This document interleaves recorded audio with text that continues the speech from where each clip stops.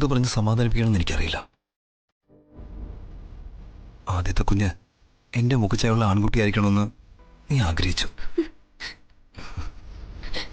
നിന്റെ മുഖച്ചയുള്ള പെൺകുട്ടിയായിരിക്കണമെന്ന് ഞാനും ആഗ്രഹിച്ചു. ആണാണോ പെണ്ണാണോ എന്ന് തിരിച്ചറിയുന്നതിന് മുമ്പ് നമ്മുടെ കുഞ്ഞ് പോയില്ലേ?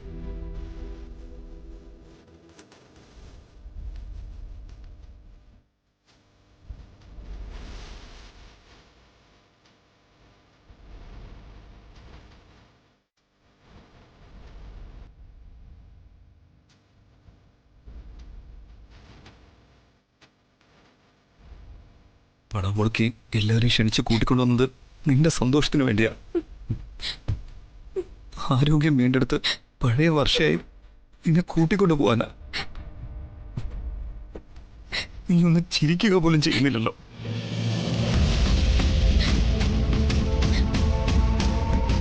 സഹതാപത്തോടെ ആയാൽ പോലും നിന്നെ ആരും നോക്കുന്നത് എനിക്കിഷ്ടമല്ല. ആർക്കും നിന്നെ വിട്ടുകൊടുക്കില്ല. എന്റേത് മാത്രമാണ് വർഷം, എന്റേത് മാത്രം.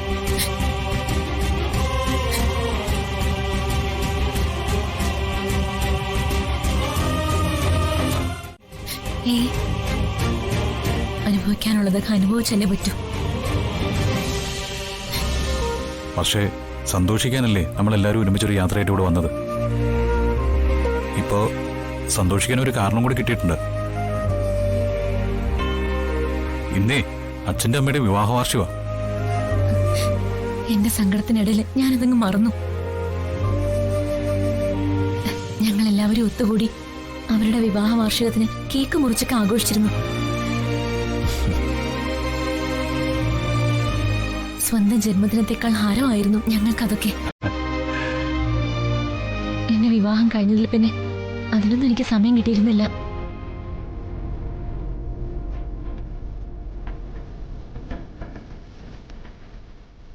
ഇന്ന് എനിക്കത് ആഘോഷിക്കണം. എനിക്ക് ഉടനെ അവരെ കാണണം. വിവാഹദിന ആശംസകൾ അറിയിക്കണം. ആകാലോ. എന്താ വിക്രം വരുന്നില്ലേ? മര്യാദ ഉള്ളവരോട് മതി മര്യാദയൊക്കെ. എന്റെ വയറ്റിൽ കിടന്ന് കുഞ്ഞിന് വിഷം കൊടുത്ത് കൊന്നവള വന്ദന. എല്ലാരും അതങ്ങ് വിഴുങ്ങി, പക്ഷെ ഞാൻ വിഴുങ്ങില്ല. വിഴുങ്ങി എനിക്ക് ഇറങ്ങില്ല. എന്റെ കൊക്കിന് ജീവനുള്ളിടത്തോളം കാലം ആ കൊടും ചതി ഞാൻ മറക്കില്ല. അങ്ങനെയുള്ളവള് വന്ന് ക്ഷണിച്ചാ ഞാൻ പഞ്ചപുച്ഛം അടക്കി അനുസരിക്കണം. എന്റെ കുഞ്ഞ് നഷ്ടപ്പെട്ടപ്പോ എനിക്ക് മനസ്സുകൊണ്ടാക്കാൻ ആരും വിനോദയാത്രയൊന്നും സംഘടിപ്പിച്ചില്ല. കോടീശ്വരന്റെ ഭാര്യയ്ക്ക് നഷ്ടം സംഭവിച്ചപ്പോ അനുശോചന പ്രവാഹവും വിനോദയാത്രയും. എന്തുകൊണ്ടാ? വർഷയെ താങ്ങി നിന്നാലേ എല്ലാവർക്കും ഭാവിയിൽ കാര്യലാഭമുണ്ട്. MLA കുറുപ്പിന്റെ മോൾക്ക് ആരുടെയും കാര്യലാഭത്തിന്റെ ആവശ്യമൊന്നുമില്ല. വന്ദനയെ കുമ്പിടേണ്ട ഒരു കാര്യവും എനിക്കില്ല. വേണ്ട, എല്ലാം സമ്മതിച്ചേക്കാം. പക്ഷേ ഈ വന്ദനേച്ചി ഇപ്പോ നിന്റെ സ്വന്തം സഹോദരന്റെ ഭാര്യയാണെന്നുള്ള കാര്യം മറക്കരുത്. ഭാര്യ അഴിഞ്ഞോടി നടന്ന് ഒപ്പിച്ചെടുത്ത ഒരു ഭാര്യ പദവി.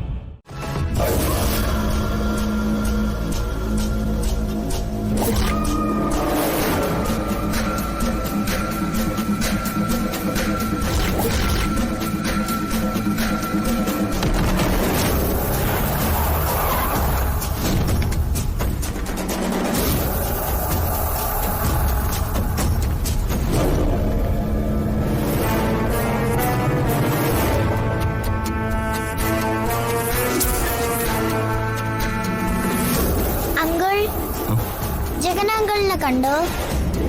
ഇല്ല മോളെ. മോളെന്തിനാ ഈ വഴി വന്നത്? ശരിക്കുള്ള വഴി വേറെ ഉണ്ടായിരുന്നല്ലോ.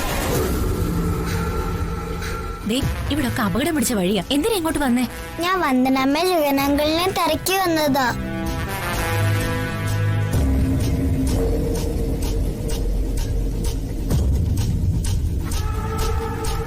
ഏട്ടാ, ഏട്ടനെ കണ്ട് രണ്ടുപേര് പേടിച്ചു മാറുന്നത് ഞാൻ കണ്ടു.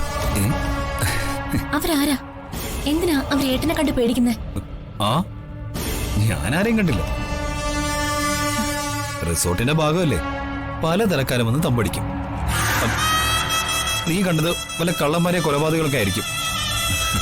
അതുകൊണ്ടാ എന്നെ കണ്ടപ്പോ പേടിച്ചു മാറിയത്. അല്ലാതെ വേറൊന്നും കൊണ്ടല്ല.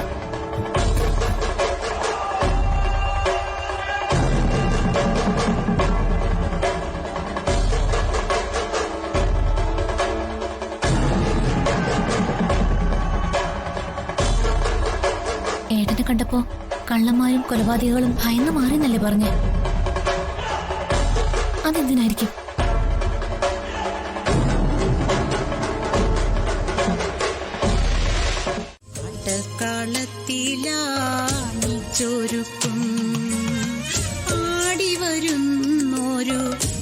ഈ കാവിൽ ആദ്യമായിട്ടാണെന്ന് തോന്നുന്നു.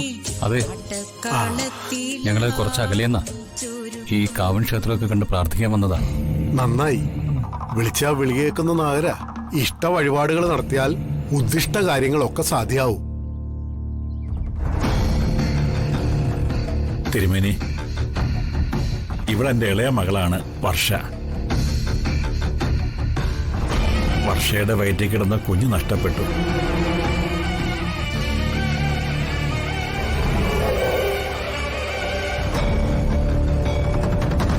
ഞങ്ങളിപ്പോ അതിന്റെ ഷോക്കിലും വിഷമത്തിലും ഒക്കെയാ.